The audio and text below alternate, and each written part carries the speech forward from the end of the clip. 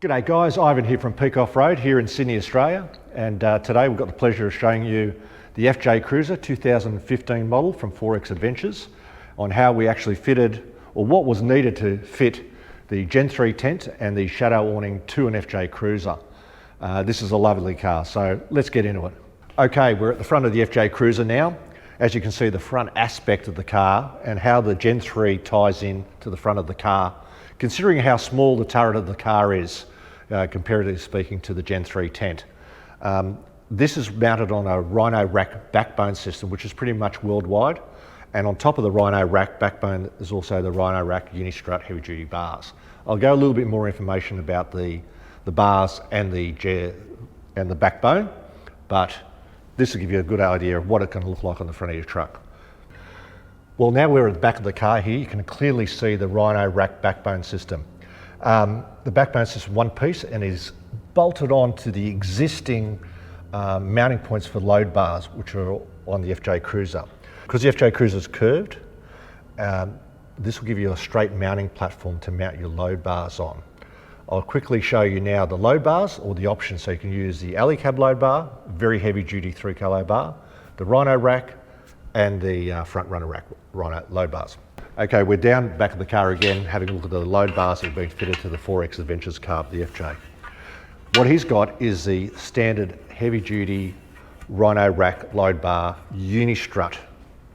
So this is that H pattern, a very strong bar, fairly light, but very high. There are some other options, and these options come in realistically only two others, which are half the thickness. So on my left, which is the Alu-Cab load bar, heavy duty, they weigh around about 3 kilos, and my right hand here is the front runner, which is a much smaller extrusion, but a third of the weight, really. It's about 1 kilo, maybe a bit more, 1.2 kilos. Now the height difference you're looking at there, these are basically the same, and when you look at this, so we can drop this car, drop the tent on the car around about 10 or 15, maybe even 20 mils, depends on how it's located. But it gives you those options with the Rhino rack backbone system. We'll go around and have a look at the tent now from the back, and we'll move on. Okay, we're at the back of the car now, and you can see how high the tent is compared to the back of the vehicle. The FJ Cruiser has a very large angled rear back. So what's happening here is, you wouldn't believe it or not, but the backbone system is only very minimally above the roof line. But by the time you come to the back, you've got like 200 mil or something of that nature. We can drop this back down like we were saying before, and I'll just grab a bar. In this case, I've grabbed the Alu-Cab bar. Now you can see right here, if we whack this in here, that'll drop the tent down another 20 mil. This is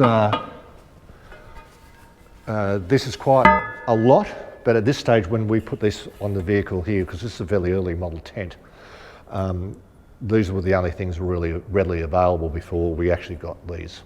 So you end up with quite a bit. You can put more stuff on the tent itself through the rails. You can just drop down some more lights or whatever. It's pretty much easy to bring these tents out. Okay, so what we're going to do now is show you how the Gen 3 tent opens up. And basically it's open the door, mind the squeak, undo the 2 latches, grab the bungee cord, push the bungee cord down,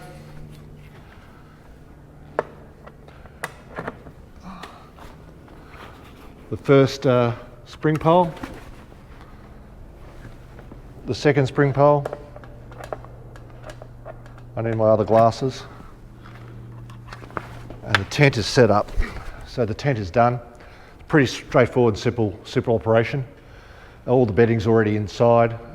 Sleeps 2. It's 1450 wide, if anyone wants to know, and 2.3 meters long. So it's just a nice sized tent. And for this car, it kind of just fits nice. With the tent, gives you a lot more options inside.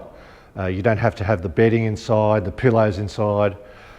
You don't have enough room in FJ. FJ is an awesome vehicle, but Room, very little. So once the tent is open, you can go on straight onto the shadow awning. Basically, we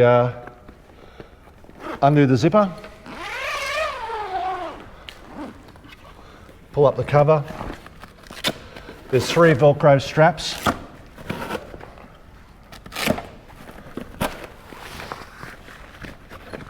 We come to the front, we just knock the front out so it doesn't get caught.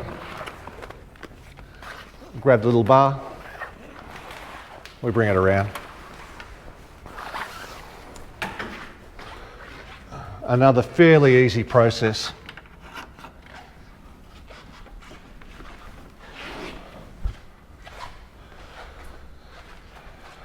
We go back up to the middle.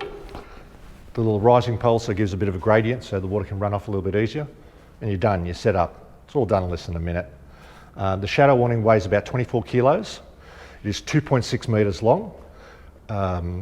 It doesn't need legs pretty much 99% of the time. There is ways of either bringing down the existing tie downs, and you can either put a weight on it. You can also bring the leg down and put a peg in it and use the peg. The pegs are always held up here, so you end up with 3 pegs. I'll give you 3 corners, and that's it really. There's not much to it. It's a wonderful thing, and there's plenty of reviews on the awning itself. Mounting on this car, it does the inside space lacking thereof, and the outside space now, it really does change the way you use your FJ Cruiser. So we'll go have a look at the front now and see how it looks from there. Right, from the front, we've got up here is, it's all opened up, and you can see the load area you have at the top. With the extra rails, the load bars, these ones are the Alu-Cab ones, and the angle brackets bring us down to a neat fit directly on top of the tent. In this case, he's put just his max tracks on top because that's all he needs to get to, and it's the easiest to get to right here when it's down and the dirt and all that.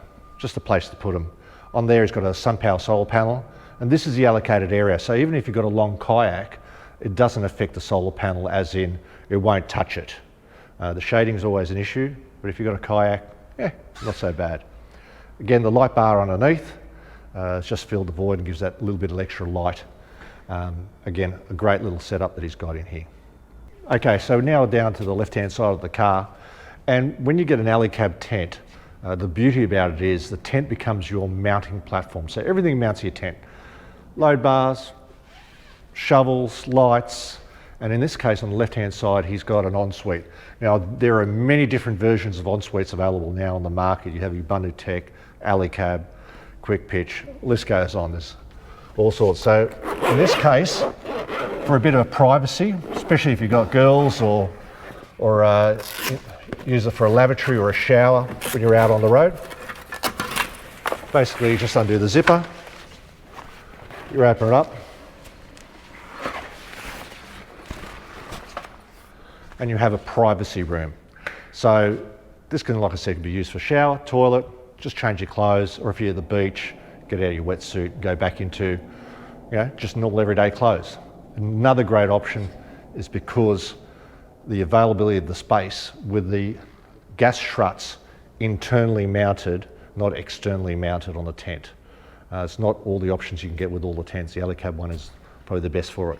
Along with the tent itself being a complete aluminium welded structure. So underneath, it's all welded.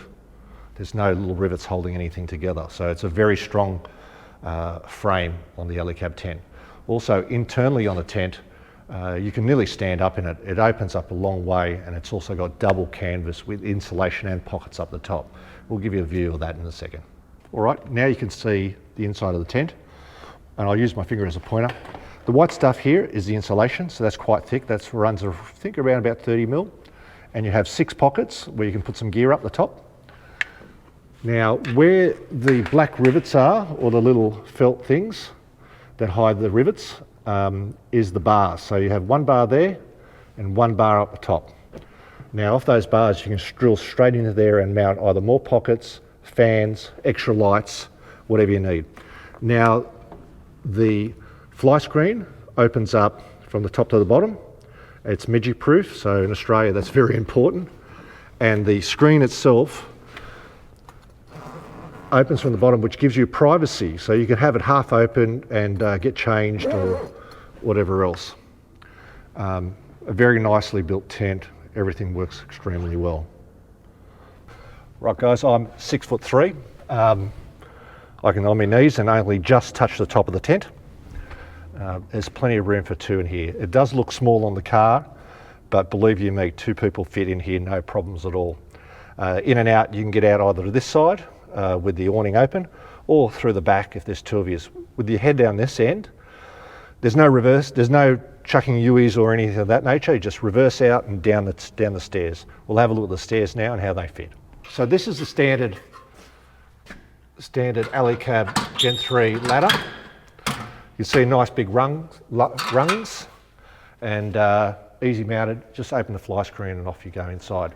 Now the other version, in this one, which you can do, especially if your car is lifted quite high. In this case, he's got the extendable ladder. So this, he leaves in his car, down by the side of the seat. This is generic, it's 2.4 metres long. Basically what we've done is remove the ladder mounting bracket to the tent and just fitted it straight onto this. So in this case, it's pretty simple. If I can see, it's very hard to do this and try not to be in the way of the camera. And you're off and running again. So these rungs are a lot thinner, but it gives you that versatility of a lot more room inside the tent if you remove this ladder and go that way.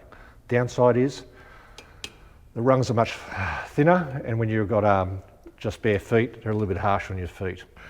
Okay guys, what we're going to do is now is close it all up and just show you how quick it is. It's a pretty simple system. It's just a reverse of what you did to open it up. So basically, down with the stay, go to the back, undo the strap,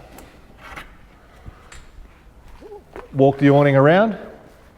Even in windy conditions, this is easily done by one person.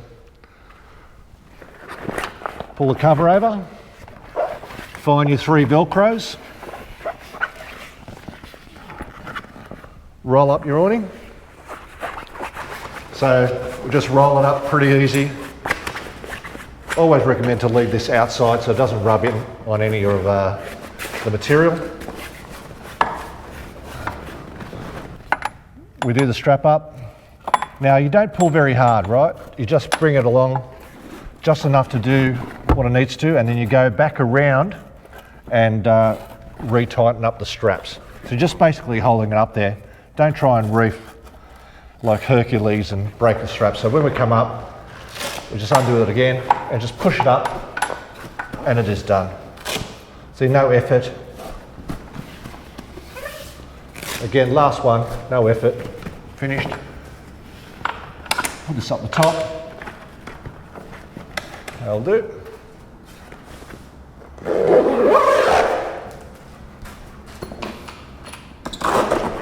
We put the little zippers towards the back so you don't hear them actually ding. So we close down the tent now. FJ's got a great platform. 1 stay, 2 stay. Put the handle in the middle, and then you grab the handle and you bring it down. So you can see now the handle is, or the strap for the handle is actually helping with the bungee cord to pull your tent in. So once you get to a certain height, it'll pretty much stay where it is. So we just do a karate chop and we let a little bit of air out. Otherwise it pushes the material back out and gets caught up. And you're ready to go. It is that quick. Again, it's a great addition to an FJ Cruiser with the backbone system and the appropriate bars. And using it as a mounting platform, you can mount pretty much whatever you please. So you can actually bling them out very easily. Hope you've enjoyed the video. And if you want to see more about this vehicle, go to 4X Adventures. It'll be in the description. And I hope we'll see you again on the next video. Cheers.